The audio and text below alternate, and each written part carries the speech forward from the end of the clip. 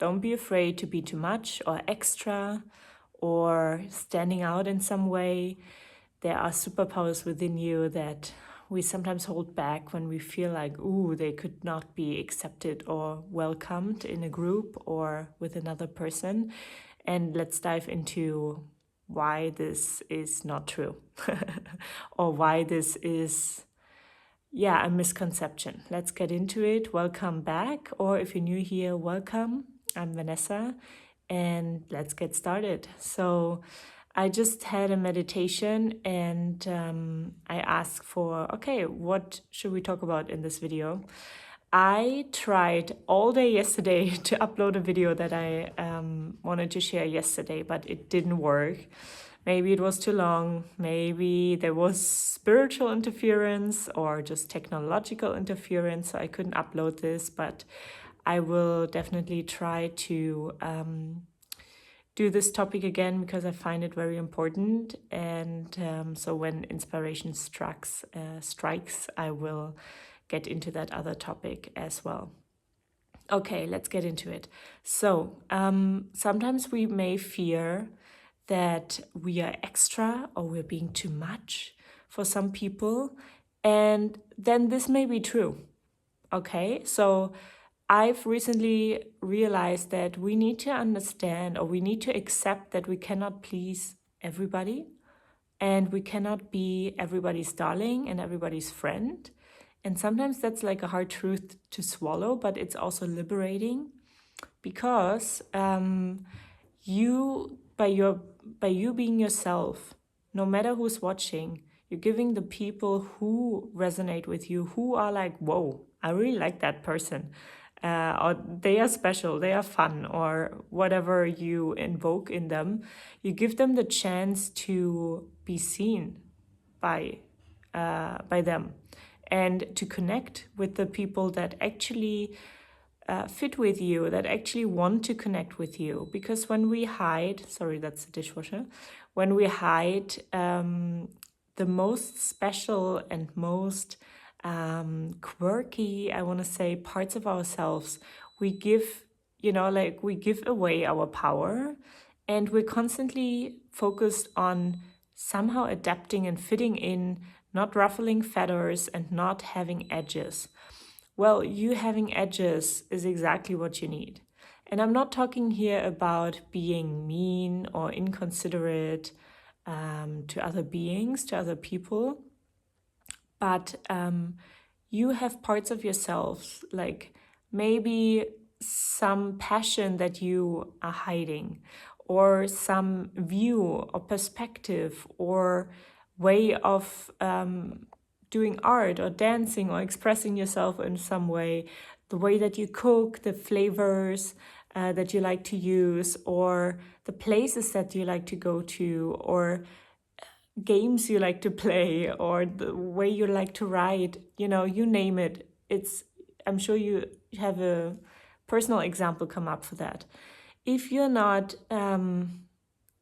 expressing and embodying those parts of yourselves, it's kind of like you're withholding love from yourself. And then sometimes we feel like, oh, I'm attracting jobs that are not in alignment with me, that don't appreciate me. I'm attracting a partnership that doesn't fully love or appreciate me. I'm attracting friendships where I cannot be fully myself. And it always leads back to, how is your relationship with yourself? Are you fully accepting and loving yourself? And I don't mean this like lovey-dovey sort of spiritual bypassing love. I mean really with like, let's use the word accepting, because I think that fits better here. Are you aware of those parts that you are rejecting, suppressing, ignoring, are embarrassed about? Are you aware of those parts? And why do you feel like these parts are not sufficient? Is this coming from a voice of an adult in childhood, from a teacher, from like another student or whatever, from an ex-partner? Where does this voice come from? What was the experience you made that made you close up or realize that these parts are not allowed? Let me withdraw them, let me hide them. And when we get into the realization that those parts are like gold or diamonds, and that those parts deserve our attention, our compassion, our love, then things start shifting in life. Then we start like having those opportunities that fully receive us the way we are and actually really want us for who we are. Then we are meeting the partners that that actually appreciate us exactly who we are, the friendships, whatever, you name it. But it starts with us, and it really is about allowing yourself to be that extra. Think of the people that you admire. I always use this example. The people that I admire, they are who they are. They are doing the things they do with their own flavor, with their own nuances of attitude, character, expression, creativity. Yeah, they're not copying anybody. They are being who they are, even if it doesn't resonate with anyone or with many people. If they get backlashes, they're just like, all right, yeah, who are you? Whatever, you know. And getting to that point takes some time, I understand that. But the thing that you can do already today, right now, is asking yourself, which parts of me am I rejecting, embarrassed about, ashamed about, angry about, like, why am I hiding or withholding myself from expressing those parts or integrating those parts in who I'm being? And who would I be if I was embodying and expressing those parts of myself? Yeah, because often what we complain about is missing in our lives is already within us. We're just not being aware of it and utilizing it. And I don't mean utilizing in a I don't mean utilizing in a commercial way. I mean utilizing in, like you see something in somebody else and are inspired or jealous. Where do you have that part in yourself that you are not integrating? Because you feel like it's too much, it's extra, it's embarrassing, it's shameful, it's not appreciated, it will lead me to be rejected by others. All right, okay. Let yourself feel that embarrassment. Let yourself be rejected by others, by the wrong people. It's I feel like we need to expand our ability to feel those feelings. Because when we are willing to feel embarrassment, when we are willing to feel shame and pain, then nobody at the end of the day can hurt us anymore. Because once we feel that through for ourselves, we realize, oh, it's not actually that bad. I'm actually not that bad. And let me be a little extra. This is fun. I'm loving how I dress, or my hair color, or whatever extra means to you. And once you felt through that shame, or maybe you need to feel it a couple of times, but you will realize, oh, the world doesn't end. I'm not gonna be rejected by the whole world, and not forever. There are people who love me, appreciate me, and support me, and love me exactly the way I am. And if you're in a situation right now where you feel like I have nobody, don't give up. Because, once you allow yourself to, little by little, share a little more of you, have the patience and also the self-respect to still be yourself and express yourself authentically, no matter if there are people right now that reflect back to you that you're loved and validate you, you gotta validate yourself first. Yeah.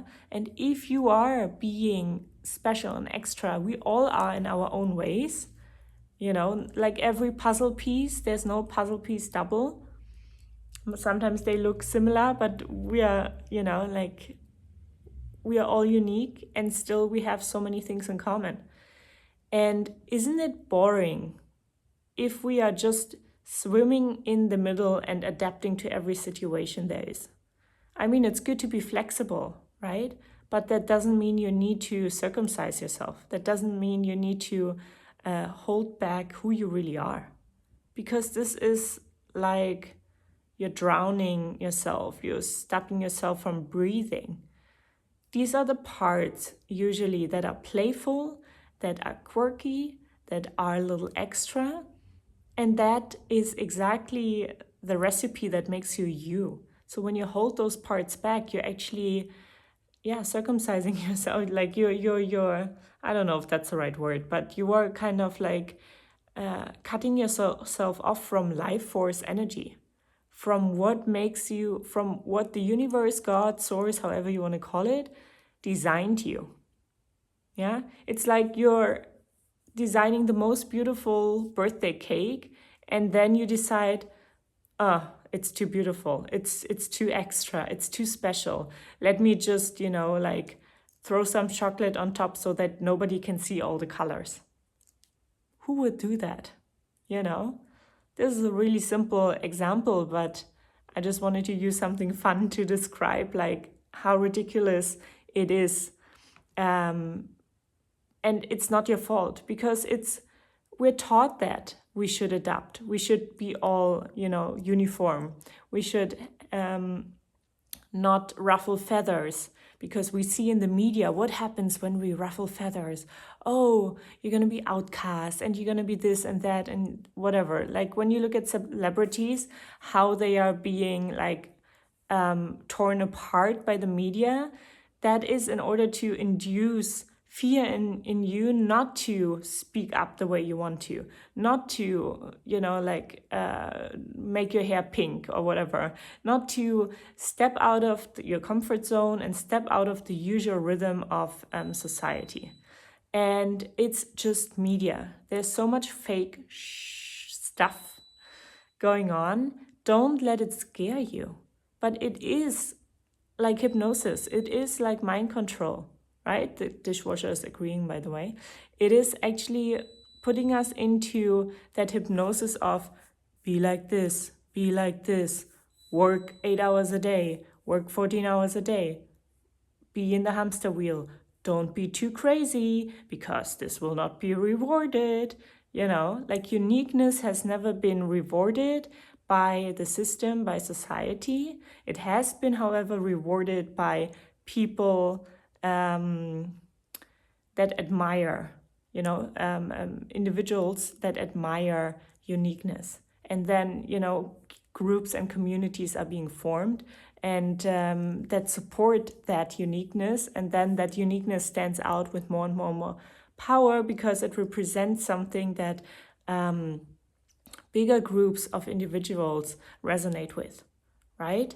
And therefore, that's how we have those representatives, no matter who you resonate with, of freedom, of uniqueness, of a little bit of craziness, of too muchness, of extraness. And yourself, not everybody resonates with each and every unique person that is in the spotlight, and that's fine. We all have different beliefs within us, and based on those beliefs, we decide, this is okay, this is not okay. This is too wild, this is acceptable. Yeah? So how can you free yourself? That is my question for you. How can you free yourself and accept those parts of you that are extra, that actually gonna make you so happy to let out of the cage and embody when you when you start doing that? And sometimes it's it's like a big step enough to do that when you're by yourself, to experience those parts of yourselves by yourself at home when nobody's watching. And then you do little more steps of, today I'm gonna wear this like freaky shirt at the gym. That was vulnerable, okay, but this was the first step. I'm just using really simple examples here. Or today I'm gonna in the presentation that I'm giving, I'm gonna bring a little personal style and I put a GIF or I put a song or I ask people, hey, now everybody get up, try this breathing exercise, or, like bring in parts of you that you're passionate about into your daily life, maybe that others haven't seen yet, but you can slowly introduce them if that feels like a challenge, like a huge shift. Yeah. And in order to allow yourself to do that, to be brave enough to do that, you gotta first make peace within yourself with those parts. Yeah. So I don't want to make this message too long today so that I can upload it. That's what I'm going to say. Be brave. You deserve to be who you are. It's really fun when you start allowing yourself to be more of you, and you will attract the right people, opportunities, situations in your life that really fit you, because suddenly you're accepting who you are and you're expressing yourself. So people can follow your vibration and actually find you. Okay, share with me below how you feel about the relationship with yourself, what parts of you you're wanting to express and integrate, or what your experience with this topic has been. Thank you so much for being here. I really always appreciate you watching and supporting. Leave a thumbs up if you like this video. If you haven't yet, subscribe. Let's grow this community and let's liberate everybody, as many people as possible. Okay, so have a beautiful day and I see you soon.